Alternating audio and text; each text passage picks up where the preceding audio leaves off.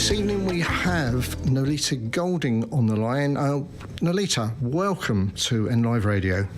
Hello, Steve. Thank you. Thank you for inviting me. It's a pleasure. You're welcome. Now, many people won't have perhaps heard of your name, so perhaps we can go a little bit into your history. You were born in the Midlands in Coventry, and you've got a mixture of Spanish, English and Mexican heritage, I believe. I have, yes. My mother is English, from the Midlands, and my father is actually from the Canary Islands. Okay, yeah. But on his side, his mother was born in Mexico, his grandmother was Mexican, so that's where the mix comes from. Okay, and I think your grandmother had an early influence in your musical career. She did, because she was also an entertainer. She was a pianist and a singer, so she used to have her own show, and she was quite a character, to be honest. And she actually moved to Bermuda. She used to work out there in Bermuda and in the States. And she always brought music to the table and encouraged me and my sister to sing with her at the piano. So yeah, she said you've got talent. So she just really pushed us and encouraged us to. Yeah, and probably at that age, you either completely believed that she was right when she said you had talent, or completely disbelieved it, as many children do, and they just carry on. I don't think I actually thought anything, to be honest with you. We were just having fun, and we used to be, in school choirs, and we learnt a lot of songs from musicals like The Sound of Music. That was a massive influence in my childhood, The Sound of Music. Learnt all the lyrics, all the songs, harmonised to them, and it was just kind of natural. So I don't think I really understood what she was talking about, to be honest. No, probably not. In my child's mind, yeah. Yeah. At age 10, big adventure, leaving the UK for Tenerife. Yes, my parents met originally in Tenerife, but my father had moved to the UK, and that's where I was born. And I think they just kind of wanted a change, which is quite understandable with the with the lovely weather here. Sometimes one wants to change their life, and they just decided to try a new life in the lovely weather in the Canary Islands. So I just went with them, of course, and it was beautiful. It was lovely. And I guess that's where you learnt to become fluent, really, in Spanish. Yes, they just put me in a school, and I understood nothing. And my mum was a school teacher, so what happened was I'd bring the books home, and my mum would help translate the work, and actually she learnt the language too through doing that. So through helping us with homework, we all learnt the language, and at the end of the year I was fluent, because at the age of 10 you're kind of like a sponge where you just pick up a language really quickly. Indeed. So that's where I learnt the language, yeah. Yeah. Then after a few years, after school, you decided you was going to have another adventure, and you moved off to the States. I did. That was a bit of a crazy thing to do, but you do that when you're really young, don't you? You do. You take risks. You do. And I think from living on an island, it was actually because I met a friend who said, I'm going to the States and Los Angeles, it's all sunny, and the entertainment industry. And I think I was just ready for change and ready to leave the island life and venture out there and discover the world. And also I planned to mix it with my passion, which of course is music. And I went there, and I ended up staying there for about 8 years in Los Angeles, which is where I started to perform salsa. So that was kind of like a genre that came into my life a bit later. First of all, I think I was more of a soul and R&B singer. That's what my parents listened to at home, Aretha Franklin and some Motown stuff. So there you go, yeah. And it was when I moved to Los Angeles is where I started with the Latin music. Yep. And of course they've got a big Latin community out there. In fact, in many of the American cities, there's a big... Huge, predominantly Mexican in Los Angeles. Yeah. But I mean, a lot of Latinos from all over the place. Costa Rica. I've got friends. My best friend over there is from Honduras. So, yeah, massive Latin community, massive. And the Latin scene out there is massive also. It's amazing, it really is. Indeed. Any names you can drop from your times as a session musician? As a session musician... Sorry, not musician, vocalist. Vocalist, oh, well, it's kind of the same thing-ish, Still a musician. My God, I did so much work out there. I did, on the Latin scene, I worked with a percussionist called Richie Gajate Garcia, who actually plays percussion for Phil Collins. And currently, and I've worked on his CD before. I was singing with a big band called the Henry Morat Orchestra, and we used to play at a place in North Hollywood. That was performing, but as a session singer, what else have I done? I had a production deal with a guy called Nataraj, and he's Colombian American from New York. And he worked alongside Nile Rodgers for a long time. And I did some session work for Duran Duran, actually. Because, through Nataraj, Nile Rodgers was looking for a vocalist to demo up some songs. And there was a particular duet with Simon Le Bon that I recorded, actually. So there's a couple of names. One is on the Latin scene and one on the non-Latin scene. And great people to actually work with and learn off, I guess. Yes. All a learning experience, No matter who you work with, along the road, it's all part of a learning journey. It's all part of a journey. Yeah, indeed. So, after a few years there in Los Angeles, you decided to go back to Spain and then hop off back to the UK and go to university. I did, yes, and I have actually finished a degree and a master's. Brilliant. And I'm still studying. Only now that I've finished that, I'm doing a music production course, which will kind of, You're obviously not someone to sort of put your feet up. You always got to have something to do. I think that is actually my problem. Yeah, I've got itchy feet. I can't keep still. So, my mind is just way too active.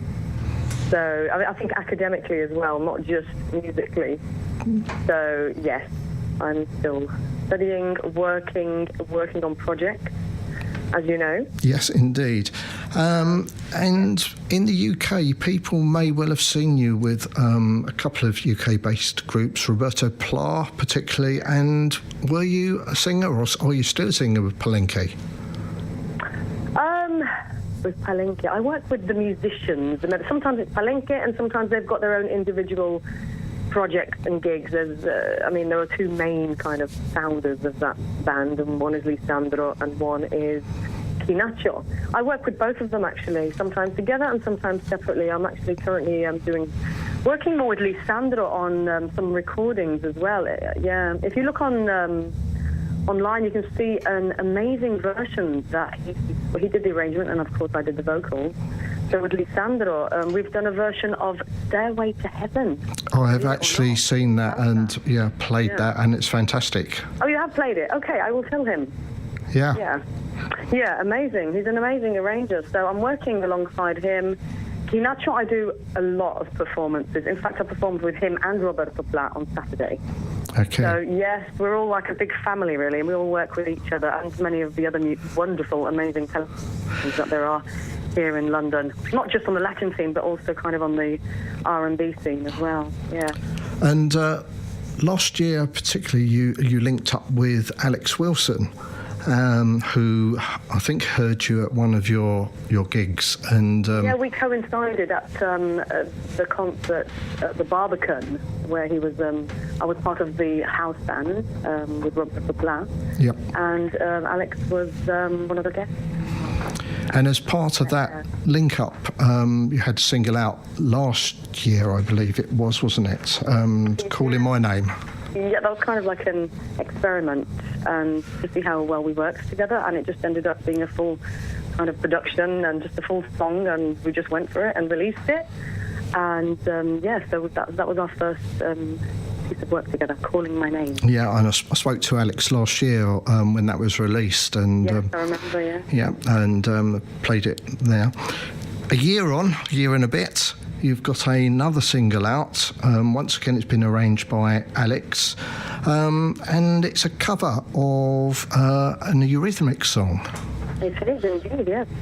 Must Be Talking to an Angel. Yes, that's right. A very well-known one. It's written by Annie Lennox and Dave Stewart, of course. Correct, yes. And Alex has done an amazing arrangement to that, very different. Yep. So he's done this amazing arrangement, and it takes us time to develop an idea, you know, from, well, what starts with an idea to what it actually, you know, ends up being. So, yeah, it's taken us a bit of time to get that developed, and then I thought, you know what, we have to kind of just add some Spanish to it, so reflect my heritage. So we changed it halfway through the song. We've changed it and done a bit of a kind of a little salsa Cuban type vibe. So yeah, so just to change it and create our own version, make sure it's our own version of it. And you've got some great musicians on there as well, haven't you? You've got Edwin Sants, Tony Sakar, and Danny Labana. It's a name I haven't heard of. Guitarist. Yeah, Danny Labana. I haven't met him in person, but he's like the Cuban Jimi Hendrix. If you watch the video, they are actually, you can see in the video all of the musicians that participated. And this is the video recorded on Brighton Beach. It is, and let me tell you, it was not warm. It was freezing, but we did it. It was a bit of a crazy idea, but we just went for it and thought, you know, let's just connect with nature, I guess. Well, it's Cuba, I think it was for the last one, or Brighton Beach. Yeah, Cuba was calling my name, the video, calling my name, and it was warmer there, let me say.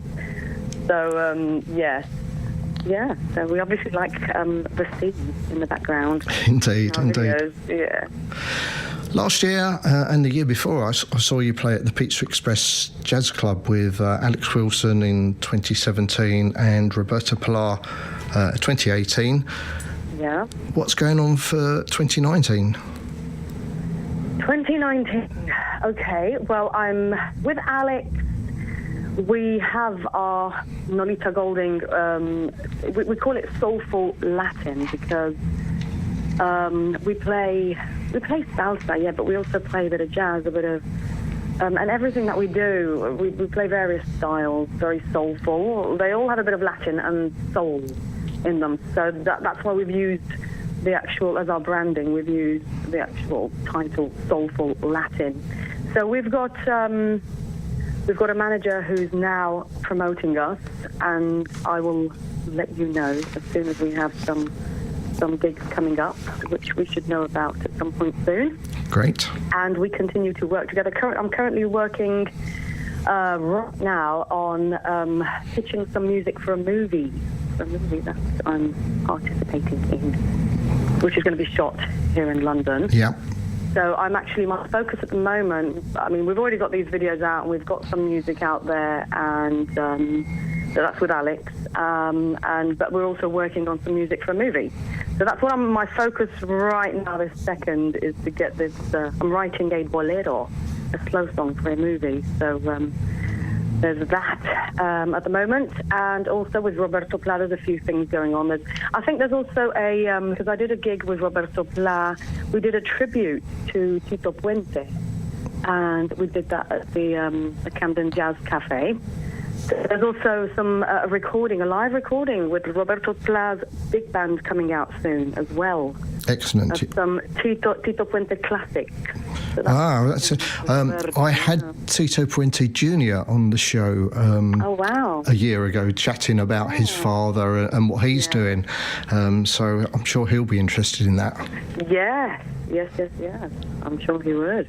Yeah. So anyway, but the recording will be coming out at some point, also 2019. It's probably going to take a while to mix, as it's a big band. It was Roberto Pla's big band, not just the regular, which is big anyway. So it's going to take some time, but I'm singing some interesting songs there. Celia Cruz, La Lupe, and the whole this whole album is in Spanish. There's nothing in English on Roberto Pla's live album. Well, interesting. I mean, I don't speak very much Spanish, but I just love the music and I know, yeah. the vibe of it all, and the words. They obviously do matter, but that's not. It's the rhythm. There's something about the rhythm, the flavour, and the feel. And of course, yeah. If you are interested, you could also just look up the translation of the song, because some of them. I mean, some Latin songs are funny. Some of them are dramatic. And there's lyrics of all kinds really in Latin music. Okay. Stories told, yeah. Yeah. But this is what I like doing, singing in English. I like singing in Spanish because I am 50-50 with regards to that. So I always like to just reflect who I really am, be true to myself. Indeed. Right. I believe you've got your own website as well, so people can find out about Nolita Golding on the website. Yeah. Is that nolitagolding.com, I think? It is nolitagolding.com, correct. And obviously they can keep listening to N Live, and we'll publicise any upcoming gigs and releases, of course. Brilliant. I shall keep you posted. Fantastic. Keep you posted. Yeah, lovely. Right, all that's left, I think, now is to play your brand new single, Nolita Golding, There Must Be an Angel. Thank you so much. You're very welcome. And enjoy. Thanks for coming on to the show. Anytime. Thank you.